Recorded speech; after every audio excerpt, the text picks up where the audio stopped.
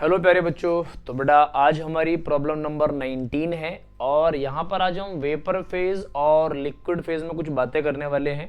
और ऐसा कह सकते हो बच्चों, तीन बातें सिखाऊंगा। एक तो Henry law in terms of mole fraction, और ऐसा बोल सकते हो बच्चों रॉल्ड्स लॉ भी कह सकते हो। फिर लास्ट में एक डेल्टन लॉ का एप्लीकेशन सिखाऊंगा।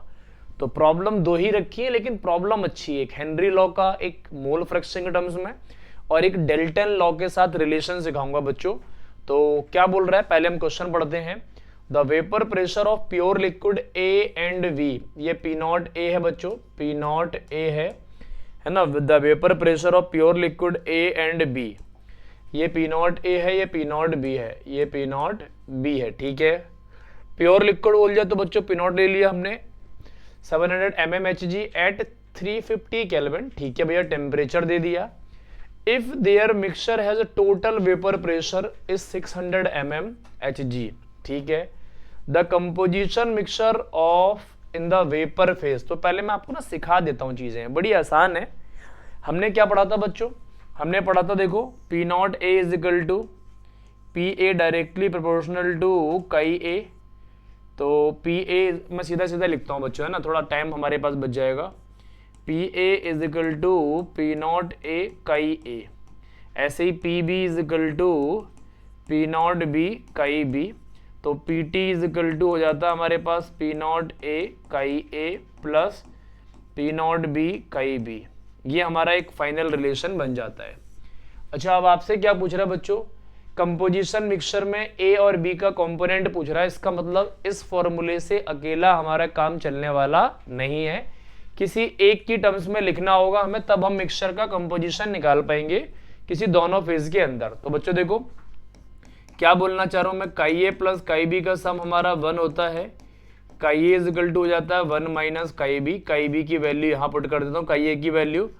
तो P T is equal to P not A, chi A की जगह पुट कर देता हूं 1 माइनस काई बी, और ये हो गया P not B chi B. या तो आप ये कर लो वैल्यू पुट, या फिर बच्चों आप काई बी की वैल्यू भी पुट कर सकते थे, है ना। क्या पुट कर सकते थे, chi A plus chi B is equal to 1 होता है, तो chi B is equal to 1 minus chi A. काई बी की जगह पर हम ये पुट कर सकते थे, कोई भी एक वैल्यू पुट करके आपको आंसर निकालना होगा, क्योंकि बच्चों दोनों के कंपोनेंट के पूछ रहा है। वो क्या बोल रहा है, the composition of the mixture in vapour phase. तो बच्चों हमें पीटी दे रखा है, कितना दे रखा है, पीटी दे रखा है बच्चों हमें कितना, 600। तो मैं वैल्यू पुट कर रहा हूं 600 पीटी हमें दे रखा है। पी नॉट ए कितना दे रखा है बच्चों, 450। 450 इसी रिलेशन को ले लेते हैं, 1 माइनस काई बी, है ना। ये हो गया बच्चों 1 minus chi B plus P not B कितना है बच्चों 700, और ये हो गया बच्चों काई बी। ये कितना हो गया, काई B, P not B chi B, क्योंकि बच्चों लास्ट में तो हमें लिखना पड़ेगा ना P not B chi B. चलो अब यहां से हम कलाकारी कर लेते हैं बच्चों। ये हो गया 600, ये हो गया 450 माइनस 450 काई बी प्लस 700 काई बी, है ना। एक वैल्यू हमारी यहां से जाएगी, तो ये हो गया बच्चों कितना 600 इज इक्वल टू 450, और ये हो जाएगा प्लस ये 250 काई बी हो गया, इसको इधर ले जाओ, तो ये कितना हो जाएगा 150 इज इक्वल टू 250 काई बी। तो ये हो गया बच्चों 15 अपॉन में 150 अपॉन में 250 इज इक्वल टू काई बी। इससे ये गया 5 या 15, तो और ये 25 हो गया, तो 3/5 इज इक्वल टू काई बी। तो ये वैल्यू कितनी आ गई बच्चों, 5 से 3 को डिवाइड कर दो, है ना, या तो 0 हो गया, 0 मतलब पॉइंट हो गया, तो ये कितना हो गया 5 छक्का 30, 0.6 हो गया बच्चों, है ना, 0.6 एस 0.60 के आसपास आ गया। ऐसा ऑप्शन शायद आपको देख लो। काई बी की वैल्यू 0.6 कहाँ आ रही है बच्चों, पहले वाले में ही आ रही है। तो काई A plus chi B, chi A plus chi B is equal to 1 होता है, तो काई बी हो गया 0.6, तो काई ए कितना हो जाएगा 0.4। तो ये तो आसान था बच्चों। हमने हेनरी लॉ करा किसके टर्म्स में, मोल फ्रैक्शन के टर्म्स में, और एक रिलेशन बना दिया।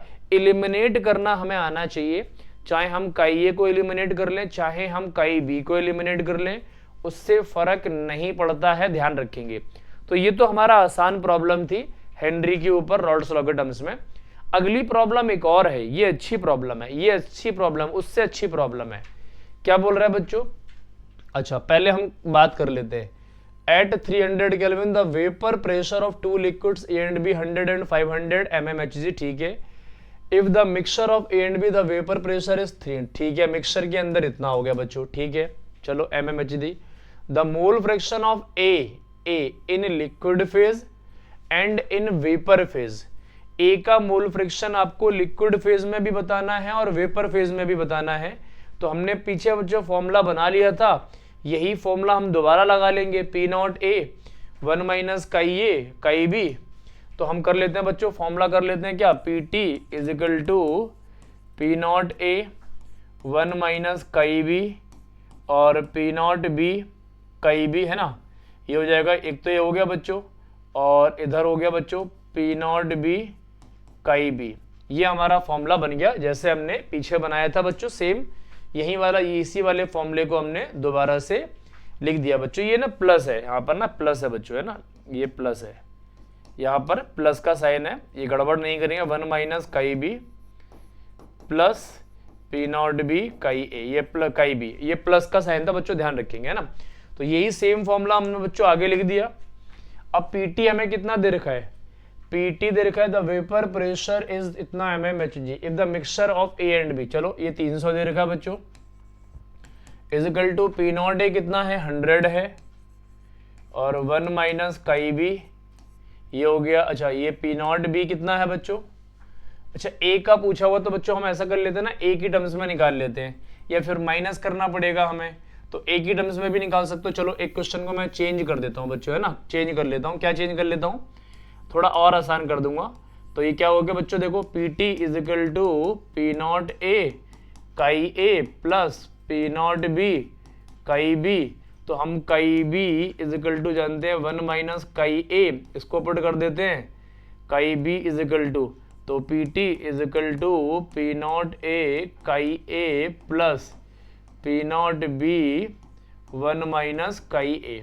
इसको इस तरीके से कर लेते हैं। पहले हमने बच्चों एक को एलिमिनेट किया था, इस बार हम भी ए के टर्म्स में कर लेते हैं क्योंकि हमें ए का चाहिए लिक्विड फेज और वेपर फेज में। तो पीटी कितना बच्चों 100 है, ये तो सेम ही है। पी नॉट ए कितना है, नहीं पीटी है बच्चों आपका कितना 300, तो पीटी हो गया बच्चों 300 हो गया आपका, है ना, और ये 300 हो गया, ये हो गया आपका 100 और कई ये हमें पता नहीं है, पी नॉट भी हो गया आपका 500 और 1 माइनस काई ए हो जाएगा हमारा। तो बस मल्टीप्लाई कर दो, 300 इज इक्वल टू 100 काई ए प्लस 500 इज माइनस और 500 काई ए, है ना।